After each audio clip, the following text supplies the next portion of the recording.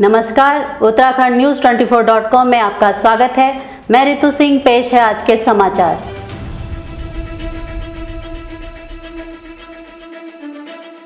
कर्क लग्न में खुले द्वितीय केदार के कपाट, वहीं ब्रह्म मुहूर्त में खुले चतुर्थ केदार के कपाट। गुरुवार को कर्क लग्न में पूर्वाह्न 11 बजे द्वितीय केदार भगवान मद्मेश्वर के कपाट विधि विधान के साथ श्रद्धालुओं के लिए खोल दिए गए। इसके बाद अब 6 माह तक धाम में ही आराध्य की पूजा होगी। चतुर्थ केदार रुद्रनाथ मंदिर के कपाट भी गुरुवार को वैदिक मंत्रोच्चारण के साथ विधि विधान से ब्रह्म मुहूर्त में 5 बजे खोल दिए गए हैं। यमुनोत्री हाईवे का 15 मीटर हिस्सा धंसा, बड़े वाहनों के लिए बाधित, हजारों यात्री फंसे। उत्तराखंड के यमुनोत्री राष्ट्रीय राजमार्ग राना चट्टी के पास भूस्खलन होने के कारण बड़े वाहनों के लिए अवरुद्ध हो गया है। एनएच की टीम मार्ग को खोलने के काम में जुटी है। बड़े वाहन राना चट्टी से पहले ही सुरक्षित स्थान पर रोक दिए गए हैं। यात्रियों को होटलों में ठहराया गया है। पूर्ति विभाग को इन यात्रियों की व्यवस्था के लिए कहा गया है। एनएच बड़कोट ने मौके पर मशीनें तैनात कर दी हैं। एआरटीओ मुकेश सैनी ने बताया कि यात्रियों को निकालने के लिए 10 छोटे वाहनों की व्यवस्था की गई है, लेकिन अभी हाईवे पर मरम्मत कार्य चलते यातायात बंद है। भ्रष्टाचार और भर्ती में गड़बड़ी की होगी विजिलेंस जांच, पूर्व मंत्री हरक सिंह की बढ़ सकती है मुश्किल। आयुर्वेद विश्वविद्यालय पिछले कई सालों से वित्तीय अनियमितताओं, भ्रष्टाचार, नियुक्तियों में गड़बड़ियों के लिए चर्चाओं में है। इस बीच बुधवार को शासन ने आयुर्वेद विश्वविद्यालय के सभी मामलों की विजिलेंस जांच के आदेश जारी कर दिए। सचिव कार्मिक शैलेश बंगोली ने विजिलेंस जांच आदेश जारी होने की पुष्टि की। आयुर्वेद विश्वविद्यालय में शुरू होने जा रही विजिलेंस जांच की जांच विभाग के मंत्री रहे डॉक्टर हरक सिंह रावत तक भी पहुंच सकती है। सूत्रों के मुताबिक उनके कार्यकाल में विभाग में तमाम नियुक्तियां हुई। हालांकि विजिलेंस जांच शुरू होने के बाद ही इस राज से पर्दा उठ सकेगा। उत्तराखंड सरकार और भारत पेट्रोलियम कॉर्पोरेशन लिमिटेड के बीच साइन हुआ एमओयू, मुख्यमंत्री धामी भी रहे मौजूद। उत्तराखंड सरकार और भारत पेट्रोलियम कॉर्पोरेशन लिमिटेड के बीच आज एमओयू पर हस्ताक्षर किए गए।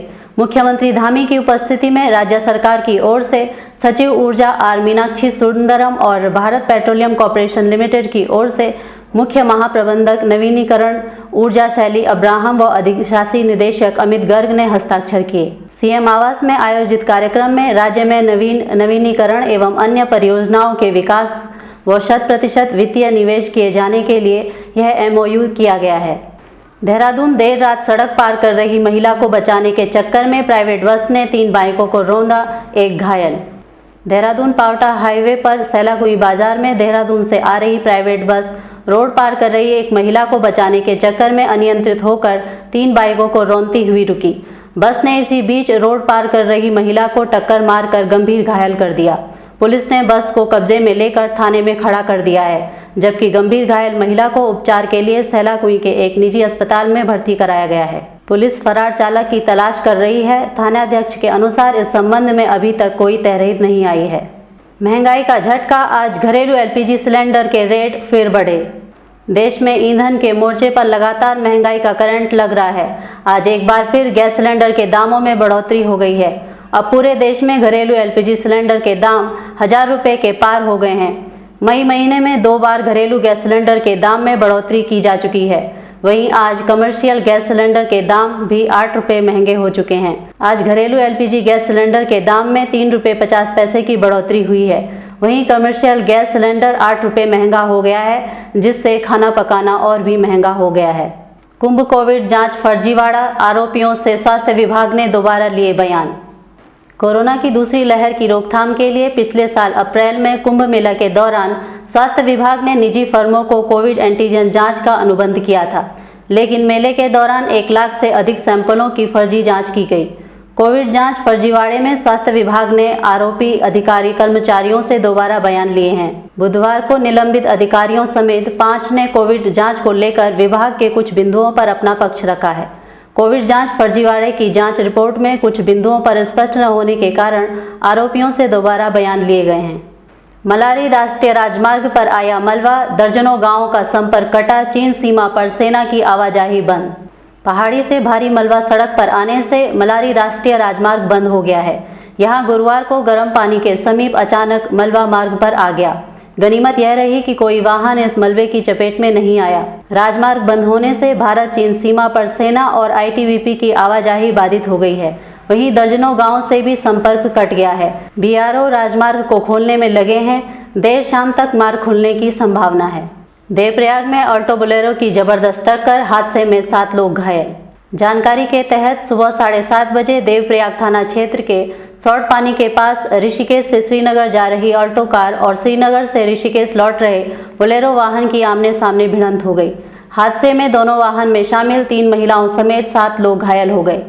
घायलों का इलाज सीएचसी देवप्रयाग में कराया जा रहा है। देवप्रयाग थाना प्रभारी अनिरुद्ध मिठानी ने बताया कि पुलिस हादसे के कारण की जानकारी ले रही है। कर्नल के इस्तीफे से हिमाचल चुनाव में जुटी आम आदमी पार्टी को झटका। केजरीवाल ने उत्तराखंड में पार्टी को सत्ता में लाने के लिए कर्नल अजय कोठियाल और संगठन की मजबूती के लिए भूपेश उपाध्याय पर भरोसा जताया था, लेकिन दोनों ही नेताओं ने पार्टी छोड़ दी। चुनाव में पार्टी को मिली करारी शिकस्त के बाद पार्टी ने प्रदेश संगठन के साथ सभी प्रकोष्ठों को भंग कर नए सिरे से संगठन बनाया, जिससे पार्टी में अप्रत्यक्ष रूप से विरोध की चिंगारी सुलगने लगी। उत्तराखंड चुनाव के बाद आम आदमी पार्टी का हिमाचल में फोकस है। आम आदमी पार्टी की पूरी टीम हिमाचल के सियासी जाल बुनने में जुटी है। इस बीच कर्नल कोठियाल और भूपेश उपाध्याय के इस्तीफे से आम आदमी पार्टी को बड़ा सियासी झटका लगा है। लेखक और साहित्यकार पद्मश्री रस्किन बॉन्ड ने सादगी से मनाया अपना 88वां जन्मदिन। जाने माने लेखक और साहित्यकार पद्मश्री रस्किन बॉन्ड ने गुरुवार को मसूरी स्थित आवास पर अपना जन्मदिन मनाया। लंडोर कैंट में उनका आवास है। रस्किन बॉन्ड ने अपनी पोती सृष्टि व अन्य स्वजनों के साथ केक काटकर जन्मदिन मनाया। बच्चों के लेखक के रूप में लोकप्रिय रस्किन बॉन्ड ब्रिटिश मूल के हैं। पद्मश्री रस्किन बॉन्ड ने अब तक करीब 500 कहानियां और 6-7 उपन्यास लिखे हैं। रस्किन बॉन्ड को 1957 में कॉमनवेल्थ के जॉन लेवेलिन रिशे पुरस्कार और 1992 में साहित्य अकादमी पुरस्कार सहित 1999 में पद्मश्री और 2014 में पद्म विभूषण से सम्मानित किया जा चुका है। इसी के साथ समाचारों को देते हैं विराम। जुड़े रहिए उत्तराखंड न्यूज़ 24.com के साथ। जय हिंद, जय उत्तराखंड।